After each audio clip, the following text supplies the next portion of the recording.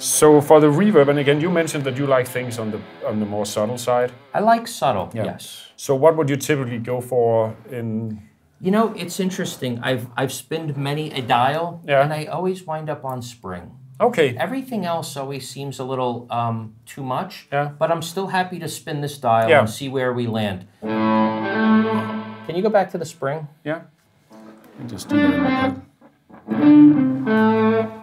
That's the one. Yeah. You know what? When you're used to hearing a spring reverb on an amp, I think that's what your ears are wanting to hear. Yeah. So let's go with that. That's a good start. So then I guess the next step would be to kind of find your level of, you know, the amount of reverb you want to do, both in terms of how loud it is, but also in terms of the length of it. So one of the things I like to do, and you saw that on the sub, I like to take my dry away. Yeah. To see how much reverb I'm hearing. Yeah. Can we do that? Sure. Okay. And what are these two? Just so we have level and tone. Okay. So we have so decay is the length of the tail. Then we have a tone, and then we have a level. So that's basically a mix for how much of the wet you mix in. Okay. And then we have all the stuff in here on top of it. But I'm going to kill the dry signal now. Okay. So now you can hear just the.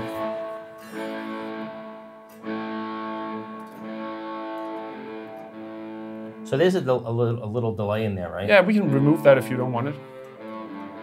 I'll make it longer if you want that. What would it sound like if we removed that delay, had it more immediate? Yeah.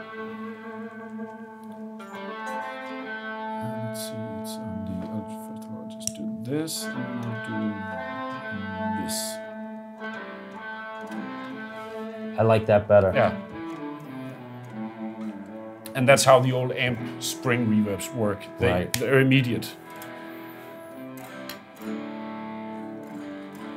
That sounds good. Now, if you bring the dry up. Now, could I do that here with the level? No, the level only controls the wet signal. Oh, I see. So how much reverb? Yeah, how much of the reverb. So the way we design the pedals is that, I mean, it's no surprise this is a digital pedal. Yes. Otherwise, we wouldn't be able to do all this stuff here. Of course.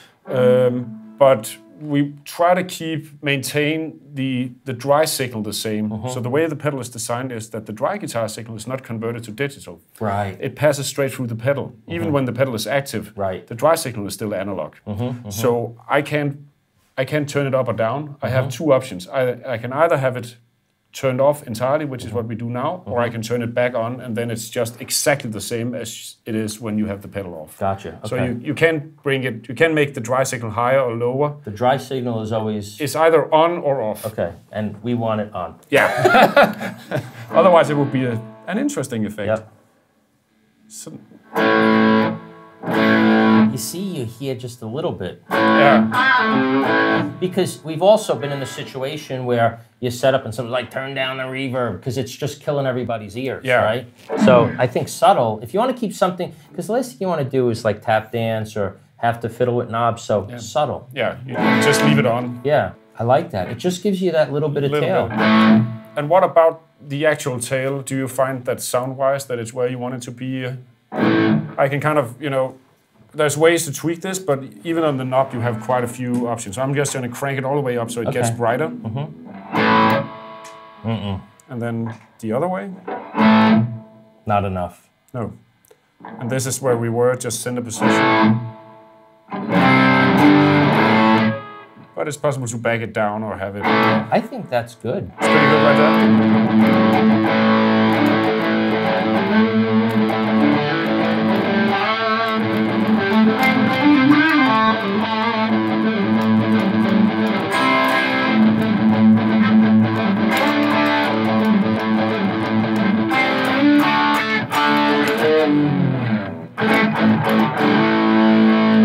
I like it. Yeah. So one of the things that I've done on this spring setting is that, let me see if I can explain that. So when you play a real amp with a spring tank inside, the spring tank is connected to the rest of the amp and the transformer. Yes. And what happens when you play something, especially if you play something hard, the transformer is going to dip a little bit. Yep. And that you know, that gives you compression to the amp sound, but the other thing that happens is that it actually kind of ducks the reverb a little bit. Okay. I don't know if you ever tried playing like an old deluxe reverb or something. You can turn the, you know, or listen to Albert Collins or something where he's turning the reverb up a lot. But while he's playing, it's actually sagging a little bit more subtle, and when he stops, it brings it back in. And that's actually on this preset right now. Okay. But I can take it off if you want to hear the difference between how it sounds with and without that effect. Yeah, I'd like to do that, yeah. Okay.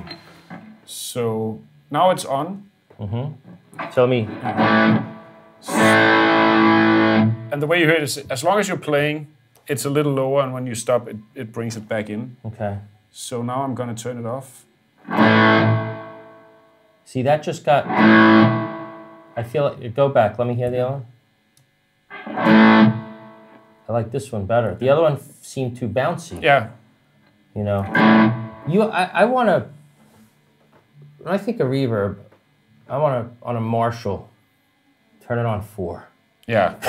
You know what I mean? Yeah, that's I know like, exactly. Yeah. That's like I feel like that's the perfect reverb setting for an amp. Yeah. You know, a Marshall on 4. Yeah. You know, the reverb. Yeah. That's the sweet spot, I think. You know, and that's what that sounds like. You're not overwhelmed with all this shimmer and shake, right?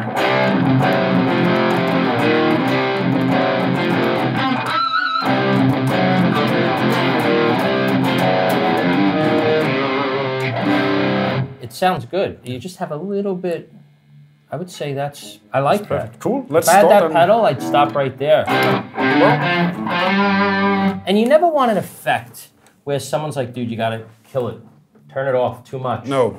Because then it also messes with your mind a little bit, right? And I think, you know, it goes back to the same thing you were saying there, that you don't necessarily want an effect. Yeah.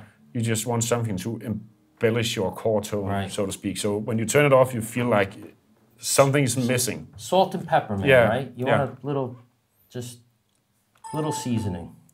So that means that we have a tone print for the reverb as well. And now I'm going to put you on the spot one more time. Know. Yeah, you felt it coming.